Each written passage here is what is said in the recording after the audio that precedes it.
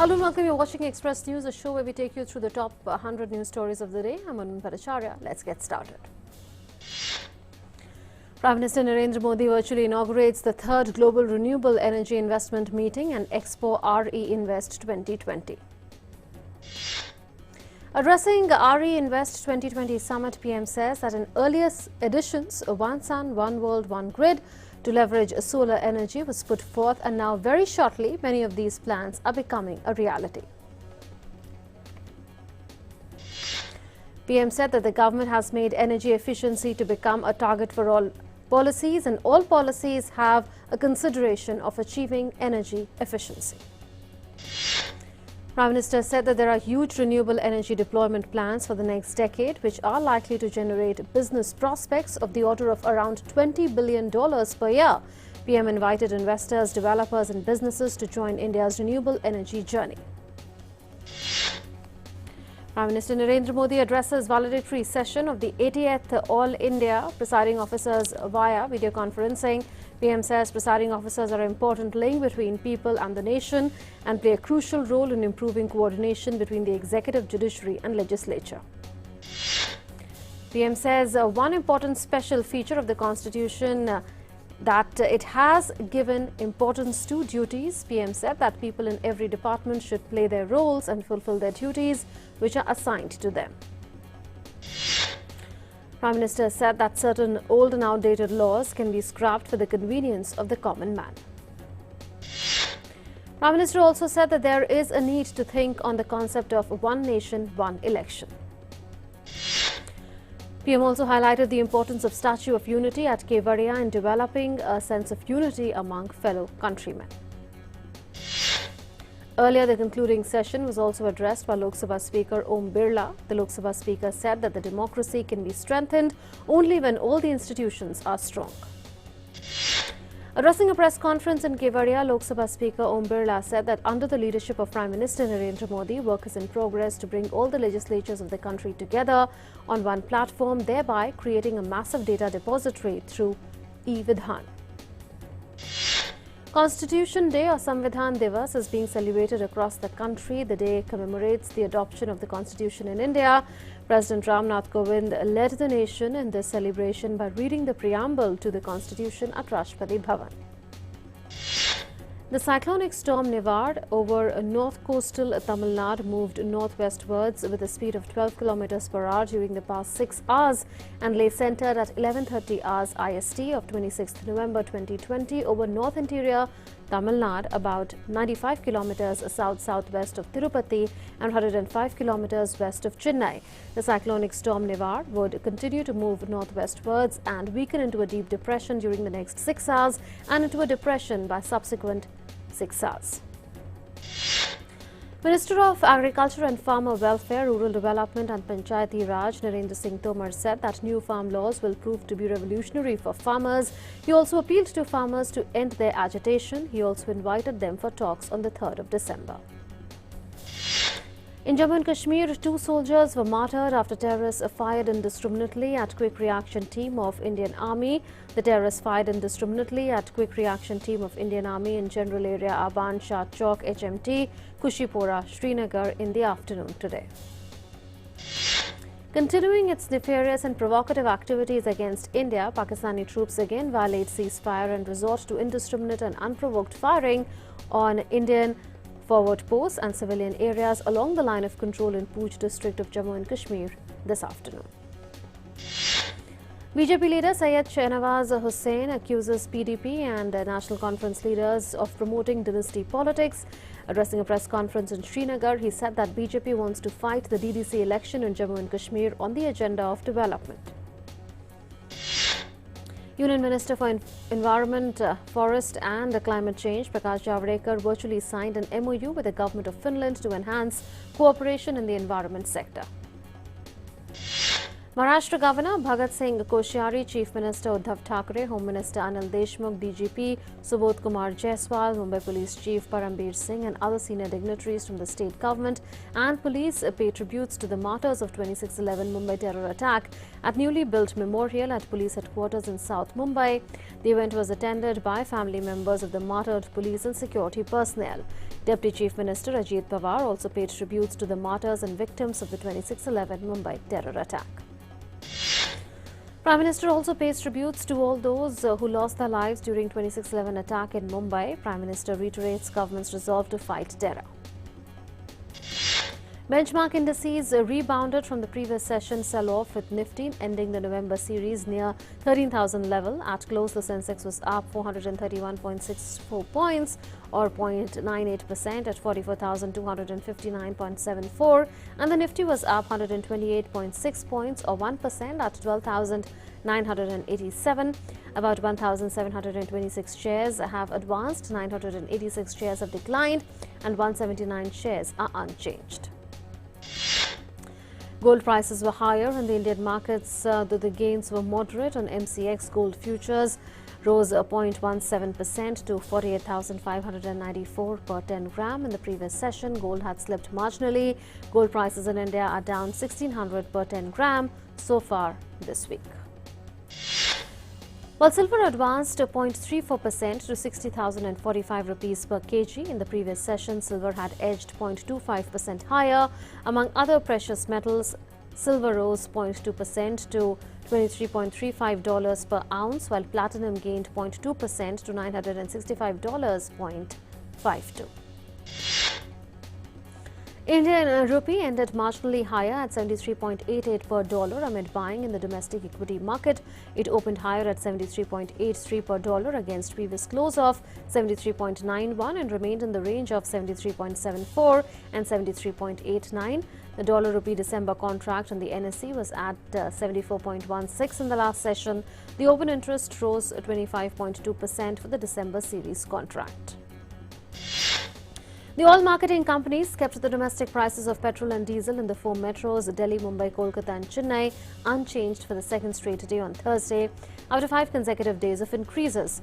In Delhi, the price of petrol remained steady at 81.59 rupees per litre, while diesel rates were untouched at 71.41 rupees per litre. In Mumbai, petrol and diesel rates stood at 88.29 rupees per litre and 77.9 rupees per litre respectively. According to the Ministry of Agriculture, the procurement of paddy in Punjab, Haryana, Uttar Pradesh, Telangana, Uttarakhand, Tamil Nadu, Chandigarh, Jammu and Kashmir, Kerala, Gujarat, Andhra Pradesh, Odisha and Maharashtra is continuing smoothly. Punjab alone contributes 202 lakh tons of paddy, which is about 67% of the total purchase. RBI Governor Shaktikanta Das has said that the Indian economy has shown greater than expected pickup in recovery. He added that there is a need to be watchful of demand sustainability after the end of festivities. Speaking at the annual day event of Foreign Exchange Dealers Association of India, RBI Governor said there are downside risks to growth across the world and also in India. Workers at Amazon's JKF8 Staten Island fulfillment center sorted and moved packages on Wednesday ahead of US Thanksgiving holiday, Black Friday and Cyber Monday, which mark a traditional start to US holiday shopping season, the biggest sales event for US retailers that lasts a few weeks and brings in majority of their sales.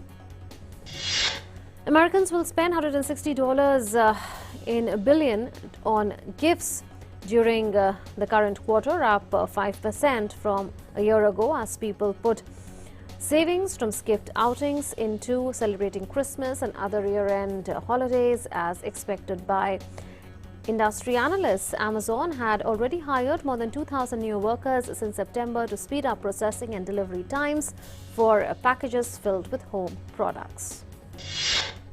The S&P 500 index closed lower on Wednesday as mounting US layoffs. The Dow Jones Industrial Average fell 173.5 points to 29,872.74.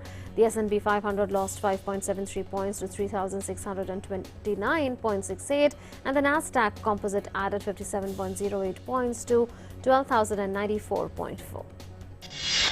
In India, 44,489 new confirmed COVID cases have been registered in the last 24 hours.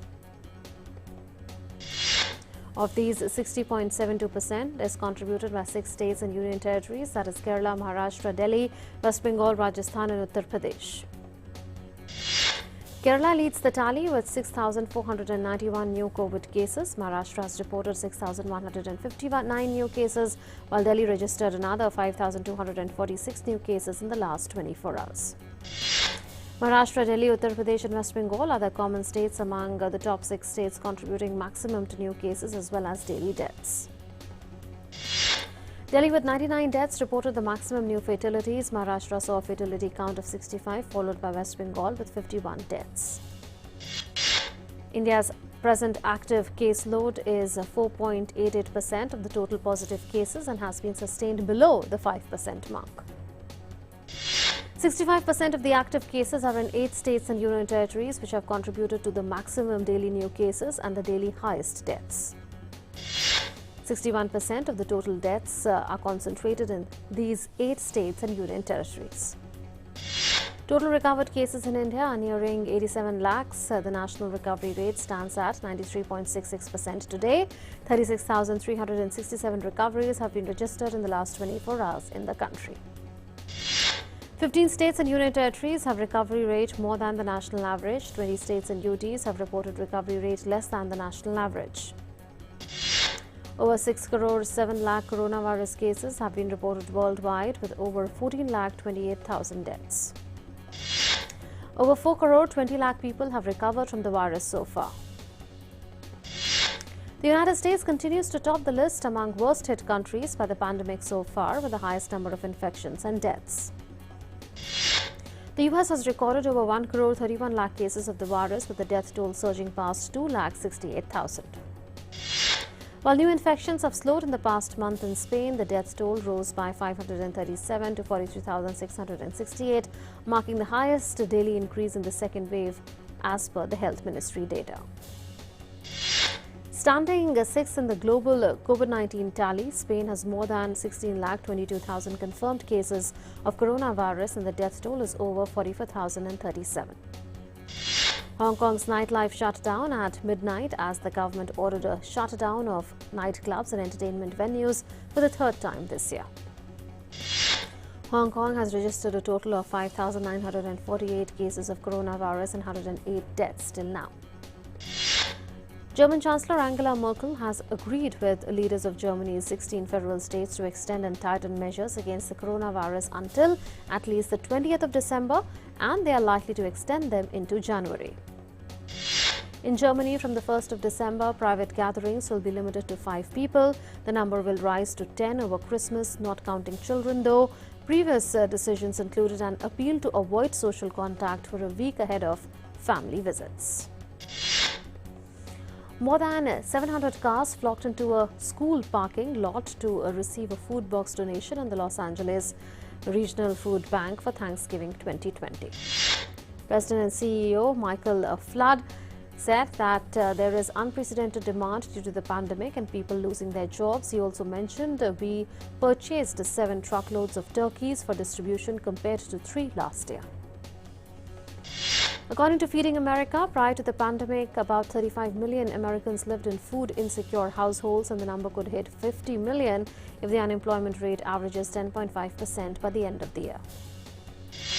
President-elect Joe Biden addressed the United States on Wednesday and called on Americans to celebrate Thanksgiving with just a few family members and to remain optimistic despite the tragedy, pain and anxiety that has marked the past 9 months. Biden emphasized that there are reasons for hope. He also expressed gratitude towards healthcare workers. The day before the Thanksgiving holiday, U.S. Vice President-elect Kamala Harris said that working across the aisle with Republicans was a priority for the incoming Biden-Harris administration. Witnesses in U.S. President Donald Trump's voter fraud claim in Pennsylvania said that poll watchers were kept at a distance from ballot counting and some were prevented from entering polling sites during a several-hour hearing with Republican state legislators. U.S. President Donald Trump cancelled plans to accompany his personal attorney Rudy Giuliani to the meeting where Giuliani repeated his unsubstantiated claims of voting fraud, but Trump spoke to the participants by speakerphone, repeating his debunked claims that the election had been stolen. Pre-filled syringe maker Apiject Systems Corp was approved by the U.S. government for a $590 million loan to make single-dose injectors that are capable of delivering nearly all leading COVID-19 vaccine candidates. The loan is part of the Trump administration's initiatives to bolster the country's ability to produce drugs and pharmaceutical raw materials. A group art exhibition was inaugurated in Dhaka on Tuesday to pay tribute to Bangladesh's father of the nation, Bangabandhu Sheikh Mujibur Rahman. It has been organized by the Indira Gandhi Cultural Center of the High Commission of India in association with the Bangladesh Shilpkala Academy. The exhibition features artwork by 12 well-known Bangladeshis and has been organized on the occasion of the ongoing Mujib Bor Show. An owl that was found stuck in the Rockefeller Center Christmas tree was released back into nature on Tuesday at sunset after being treated at a rehabilitation facility. The owl, known as Rocky, was cared for at the Ravensburg Wildlife Center in Saugerties in New York.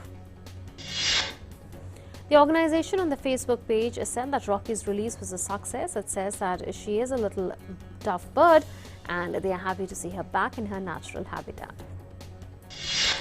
Meghan, the Duchess of Sussex, has revealed that she had a miscarriage in July, an extraordinary personal disclosure coming from a high-profile British royal.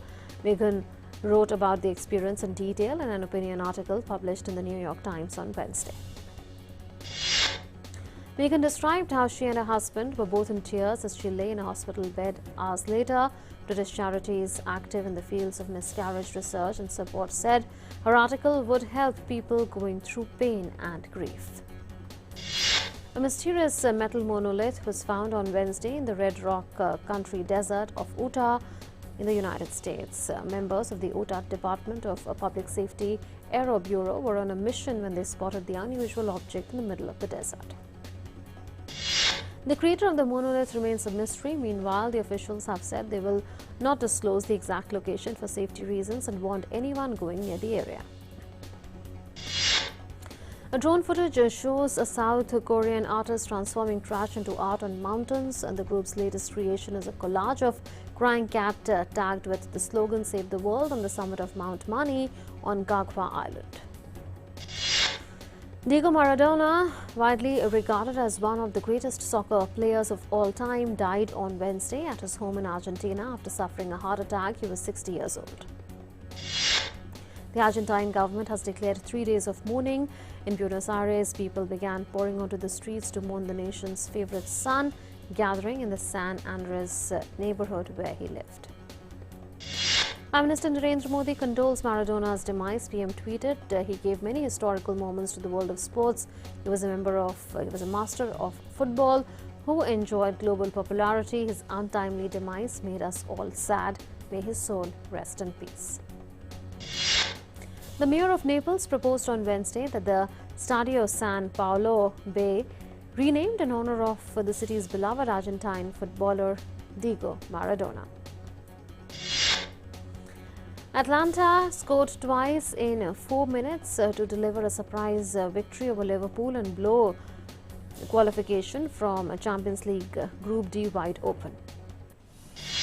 Despite getting defeated by Atlanta, Liverpool continued to top Group D with 9 points, although the English club had a difficult way of making it to the knockout round. Inter Milan's hopes of reaching the knockout stages of the Champions League were dealt a huge blow as Real Madrid claimed a 2-0 victory at the San Siro.